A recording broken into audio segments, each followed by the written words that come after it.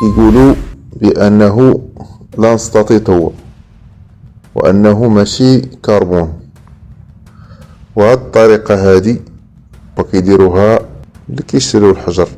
يقول لك اودي راه خرجت النتيجة وراه خرجت كذا وكذا، فهمتني؟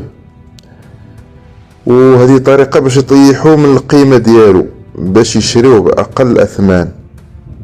أي نيزك طاح جديد ما كتخرج النتيجة ديالو إلا بعد عام، بحال اللي وقع ديال تيسينت وبحال اللي وقع اسمو هذاك ديال السبيطة الجمل الأسود، وبحال اللي وقع ديال جرين بوتي الجمل الأخضر. المهم اللي عنده هاد الحجر هذا ما يديها فيهم، يشدو ويستنى وينتظر لمدة سنة. هذه راه طريقة معروفة، وانا كنصح الاخوان ما يبيعوهش.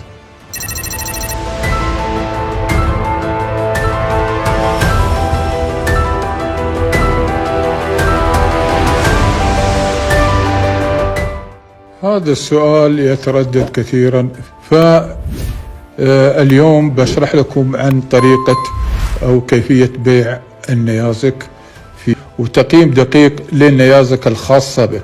حاول تحديد المعلومات الأساسية مثل النوع والوزن والحجم والشكل والتركيب الكيميائي، وحاول تستعين بخبراء في تقدير قيمة النيزك. ثانيا، التصوير الجيد والوصف المفصل للنيزك يشمل المعلومات الفنية والتاريخية وإحداثيات الموقع، وهل هو سقوط مشهود أو غير مشهود. فهذه المعلومات تجذب المشترين والمهتمين بالنيازك. ثالثا، التسجيل، وهو الأهم في صالات العرض أو صالات المزادات العلنية المشهورة، والاتصال بهم واسأل عن إجراءات تسجيل النيازك في المزاد، وتكون صورك جاهزة وتقرير التقييم جاهز عندك. رابعا، هناك في ترى عقود وشروط ورسوم في الصالات. من المحتمل أن يطلب منك رسوم تسجيل عقد بيع النيازك، أو كذلك هناك شروط وعقود تحتاج توقيع، لذلك اهتم بقراءة الشروط والالتزامات قبل ما توقع. خامسا، بعد تسجيل النيازك وإدراجها في جدول المزاد بعد الموافقة وبعد التوقيع على العقد، سيتم تحديد تاريخ المزاد سواء على الإنترنت أو حضوريا.